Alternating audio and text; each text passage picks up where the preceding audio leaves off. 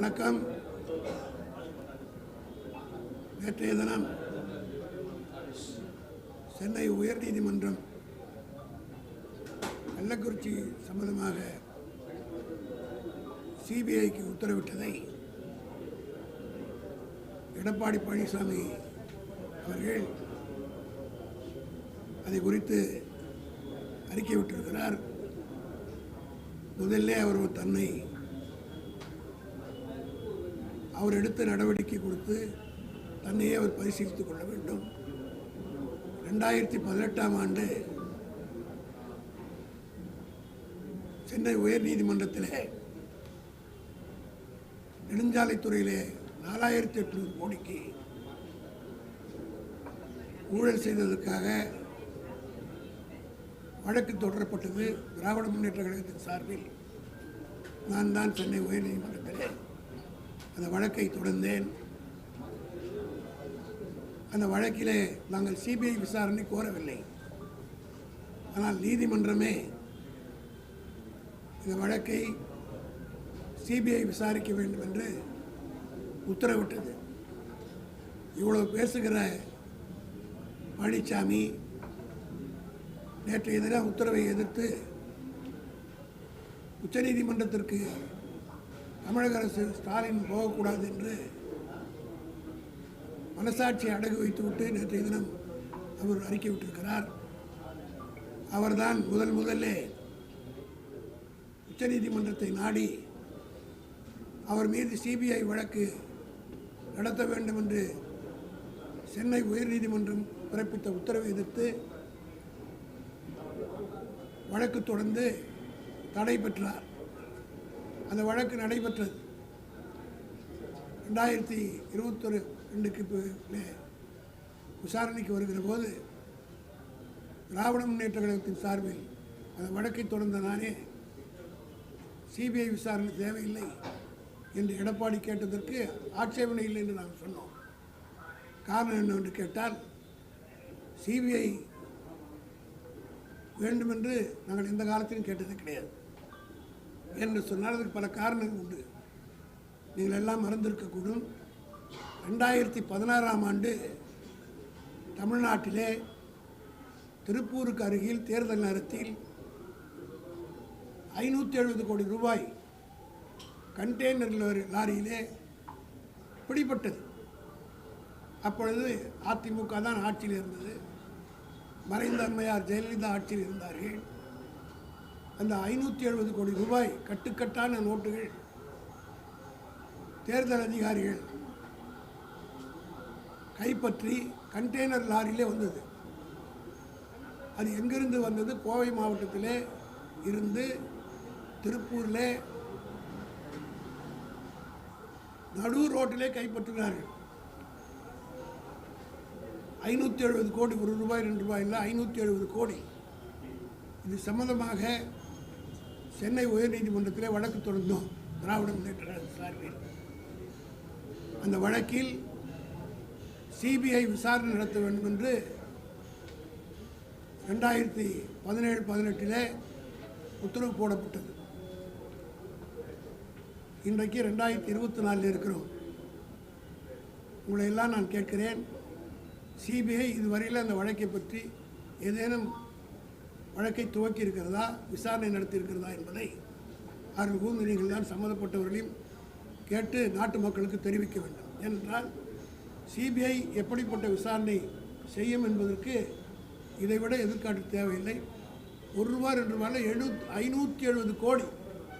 இதுவரையிலே அந்த பணம் யாருக்கு சொந்தம், யாருடைய பணம் என்று கண்டுபிடித்து நாட்டு மக்களுக்கு சிபிஐ சொல்லவில்லை. அதற்குரிய எந்த நடவடிக்கையும் எடுக்கவில்லை.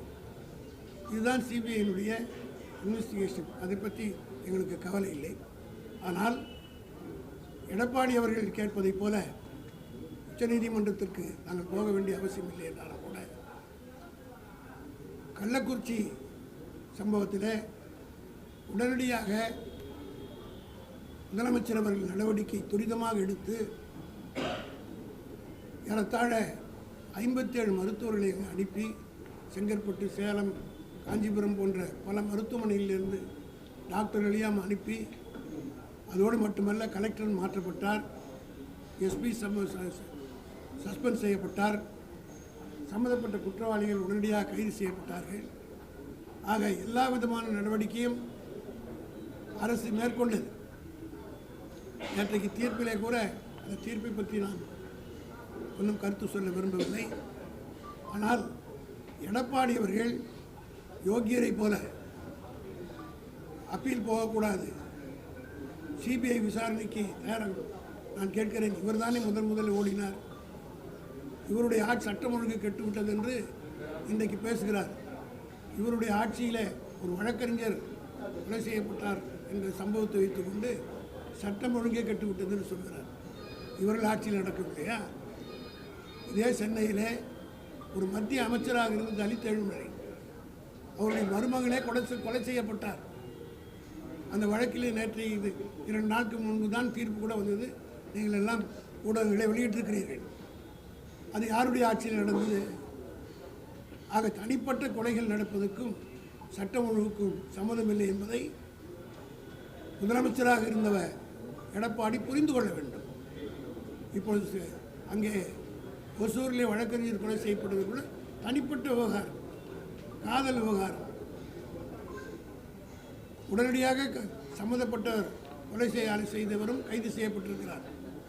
அதே போல தஞ்சாவூரிலே ஒரு ஆசிரியை கொலை செய்யப்பட்டதை எடப்பாடி சொல்கிறார். அதுவும் தனிப்பட்ட தகராறு. அதாவது சட்டம் ஒழுங்கு என்பது என்ன என்பதை முதல்ல எடப்பாடி புரிந்து கொள்ள வேண்டும். தூத்துக்குடியில் நடைபெற்றது சட்டம் ஒழுங்கு பிரச்சனை. 13 பேரை சுட்டுக் கொன்றது எடப்பாடி. அது என்ன சொன்னார்? நான் டிவியிலே பார்த்து தான் தெரிந்து கொண்டேன் என்று சொன்னவர் தானே எடப்பாடி. அதே போல இவருடைய தலைவி இதய தெய்வம் என்று சொல்கிறார்கள். அம்மா அம்மா என்று மூச்சுக்கு 32 தடவை சொல்லுகிற இவருடைய அம்மா கடைசி காலத்தில் வாழ்ந்தது கொடைநாட்டில் தான். ஏறத்தாழ 3 ஆண்டு காலம் அவர்கள் முதலமைச்சராக இருந்தபோதே கொடைநாட்டில் இருந்து தான் இங்கே கவர்மெண்ட்டே நடத்தி கொண்டிருந்தார். இதெல்லாம் நாட்டு மக்கள் மறந்திருக்க மாட்டார்கள். அதிகாரிகள் எல்லாம் காலையிலே கோயம்புத்தூர் ஃப்ளைட்டில் போவார்கள், கொடைநாட்டில் சந்தித்து விட்டு இரவு வந்து வருவார்கள். ஆக கொடைநாட்டிலே உட்கார்ந்து கொண்டு அந்த அம்மையார் வாழ்ந்து அரசியல் கடைசி காலத்தில் இருந்த இடம் கொடைநாடு என்பது எல்லோருக்கும் தெரியும், அதிகாரிகளுக்கும் தெரியும். கொடைநாட்டில் இருந்து கோட்டையை இயக்கி கொண்டிருந்தவர் தான் அன்றைய முதலமைச்சர், அதிமுக முதலமைச்சர் ஜெயலலிதா அவர்கள். அந்த அம்மையார் வாழ்ந்த கொடைநாட்டு வீட்டையே எடப்பாடி முதலமைச்சராக இருக்கிற போது காப்பாற்ற முடிந்ததா?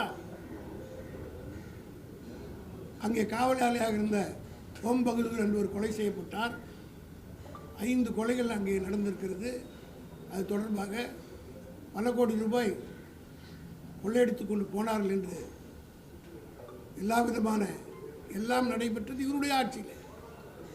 இதெல்லாம் சட்டம் ஒழுங்குக்கு கெட்டதற்கு ஒரு அடையாளமே தவிர ஸ்டே இந்த மாதிரி தனிப்பட்ட முறையில் நடப்பதெல்லாம் சட்டம் ஒழுங்கு என்று பேசுவது எந்த வகையிலும் நியாயமல்ல. அதேபோல் இவருடைய ஆட்சியில் எத்தனை ஆசிரியர்கள் கொலை செய்யப்பட்டார்கள் என்பதற்கு என்னிடத்தில் சான்றுகள் இருக்குது.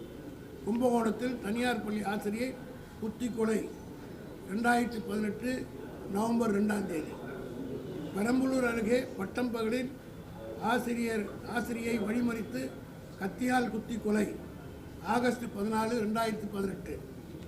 ராமநாதபுரம் கலெக்டர் அலுவலகத்தில் ஆசிரியை படுகொலை, கணவன் கைது டிசம்பர் 23, 2020.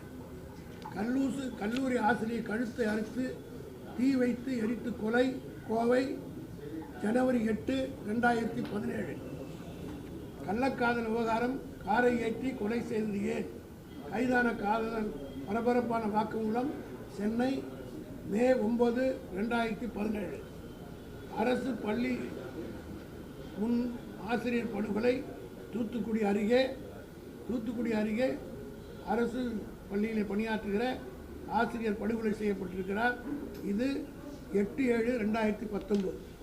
இப்படி இவருடைய ஆட்சியிலே இவ்வளவு ஆசிரியர்கள் கொலை செய்யப்பட்டிருக்கிறார்கள். இதெல்லாம் சட்டம் ஒழுங்கு என்று நான் சொல்ல தனிப்பட்ட விவகாரங்கள். அதே போல் தான் தஞ்சையில் நேற்றைக்கு நடந்தது. ஆக இதை வைத்துக்கொண்டு சட்டம் ஒழுங்கு கெட்டுவிட்டது என்று பேசுவது எந்த வகையிலே எடப்பாடிக்கு நியாயம் என்பதை நீங்கள் தான் எடுத்து சொல்ல வேண்டும். திராவிட முன்னேற்ற கழகத்துடைய ஆட்சி பொருள் அது மட்டுமல்ல, குற்றங்கள் இன்றைக்கு கொலைகள் குறைந்திருக்கிறது. 20 இவர் ஆட்சியில் இருக்கிற போது 1672 கொலைகள் நடந்திருக்கிறது. ஆனால் இப்பொழுது இந்த ரிப்போர்ட் கடைசியாக ஜூன் மாதம் 30ஆம் தேதி வரை எத்தனை கொலைகள் நடந்திருக்கிறது என்றால் 792 கொலைகள். அதோடு மட்டுமல்ல, சென்னையிலே ஆணையர் அருண் அவர்கள் பொறுப்பேற்றுக் கொண்ட பிறகு ரவுடிகளை ஒதுப்பதற்காக டிஎஸ்பி ரேங்கில் ஒவ்வொரு ஸ்டேஷனுக்கும் ஒவ்வொருடைய ஜோனுக்கும் ஒவ்வொரு டிஎஸ்பியை போட்டு ரவுடி எலிமெண்ட்ஸை கண்காணிப்பதற்காக நடவடிக்கைகள் எடுத்து இன்றைக்கு சென்னையை பொறுத்த மட்டிலும் ரவுடிசம் குறைந்திருக்கிறதா இல்லையா என்பதை நீங்கள் தான் சொல்ல வேண்டும். ஆக இது போன்ற எல்லா நடவடிக்கை எடுக்கிற போது இங்கே ஒரு ஸ்டே இன்சூரன்ஸ் நடப்பதை வைத்துக்கொண்டு சட்டம் ஒழுங்கு கெட்டுவிட்டது என்று சொல்வது எந்த வகையிலும் நியாயமல்ல என்பதை நான் தெரிவித்துக் கொள்ள வேண்டும்.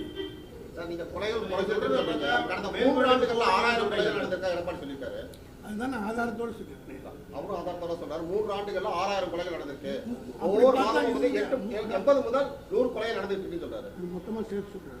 நான் ஒவ்வொரு ஆண்டா சொல்றேன். கணக்கே இருக்கு. அப்ப அவர் சொன்ன கரெக்ட் சரியா சார்? கணக்கு தப்பு. அவர் சொல்றது கடைசி ஒவ்வொரு வருஷமா அப்படின்னா அவர் கொலையிலன்னு பார்த்தா 1 லட்சம் கொலை நடந்திருக்கு அவருடைய ஆட்சியில். அதிமுக ஆட்சியில் ஜெயலலிதா ஆட்சியில் இருந்து அவங்க ஆட்சி விட்டு இறங்குற வரையிலும் எடுத்து பார்த்தா 1 லட்சம் கொலைன்னு நான் சொல்கிறேன். நான் ஆதாரத்தோடு சொல்லியிருக்கேன். முதல்ல எல்லாத்துக்கும் காட்டியிருக்கேனே. அவர் கடைசியாக 2020 1672. இன்று கணக்கு கொடுக்கப்பட்டது ஜூன் மாதம் 30ஆம் தேதி வரை 792 கொலைகள் தான் நடந்திருக்கு. அது மட்டும் இல்லை, 2023-24 1500 அவரோட 100 குறைஞ்சிருக்கு. இப்போ 792 தான் நடந்திருக்கு. ஆக குறைந்து கொண்டு வருகிறது ரவுடிசத்துக்கு. அதுக்கு இவ்வளோ பேசுகிறார்களே.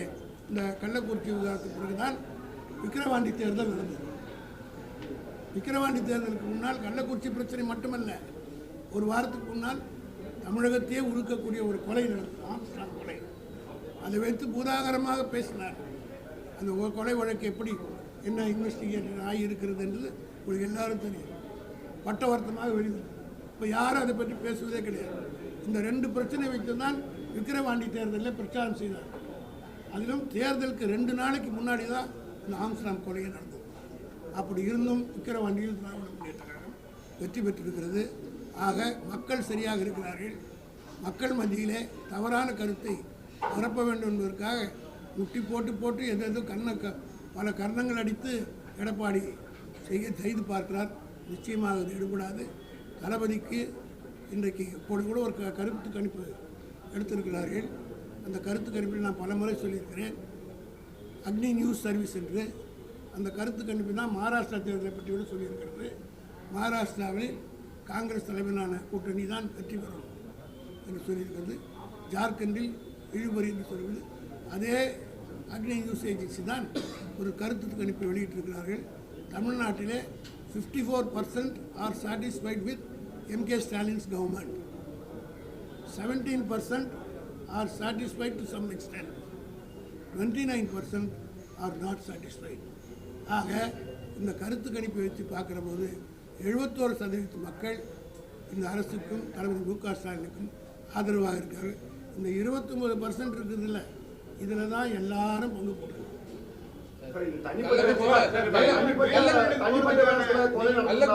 அந்த கொலை நடந்த இடத்தை பாத்தீங்கன்னா இப்போ ஒரு பள்ளியா இருக்குது, ஒரு நீதிமன்ற வளாகமா இருக்குது, இங்க மருத்துவமனை தாக்கப்படும், மருத்துவமனை உள்ளே நடத்துறாங்க. இது போன்ற சம்பவங்களை இது எல்லாமே பள்ளிக்கூடம் அவங்க பண்ணிட்டாங்க. இந்த சம்பவத்தை அட்வொகேட் பண்ணல நடக்கணும் நியாயம் சொல்லலை. அதற்காக வருந்துகிறோம். நடந்திருக்கிறது உள்ளபடியே வருத்தத்துக்குரிய ஒன்றுதான். ஆனால் அதை பேசுகிற யோகிதை எடப்பாடி கிடையாது. அதாவது அந்த சம்பவத்தை நாங்கள் அதை ஊக்குவிக்கல, அதை நியாயப்படுத்தலை. அதுக்காக கண்டிக்கிறோம். அதற்குரிய எல்லா நடவடிக்கை எடுத்தோம். துணை முதலமைச்சராக இருக்கிற உதயநிதி ஸ்டாலின் உடனடியாக போய் பார்த்து ஆறுதல் சொன்னார் டாக்டருக்கு.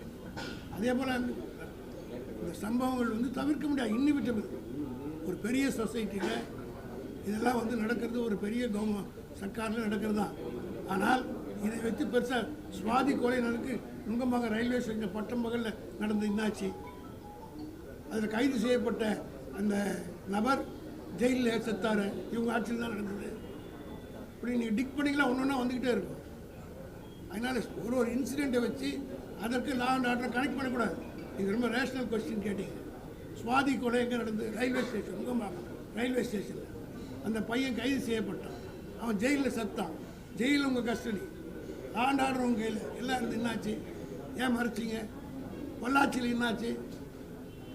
பொள்ளாச்சியில் பாலியல் நிகழ்ச்சி எவ்வளோ கேவலமானது. அந்த குழந்தைங்களுக்கு கொண்டு போய் படத்தை எடுத்து காட்டி அண்ணா என்னை விட்டுடுங்கன்னு கதறுது.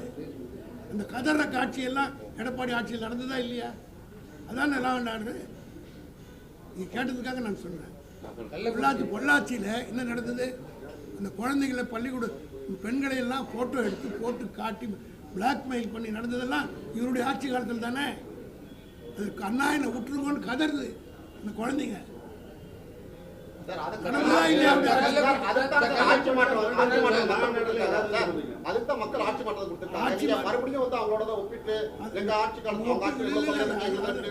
ஆட்சி மாற்றத்துக்கு பிறகு மாற்றம் ஏற்பட்டிருக்குதா இல்லையான்றதான் நான் சொல்லுவேன். சரி, இப்போ அவர் எடப்பாடி பழனிசாமி மட்டும் எல்லாமே ஒரு குற்றச்சாட்டு இருக்காங்க. அதுவும் இல்லாமல் இப்போ வக்கீல்கள் அதே மாதிரி ஆசிரியர்களும் தனி சட்டம் வேணும்னு வர்றாங்க.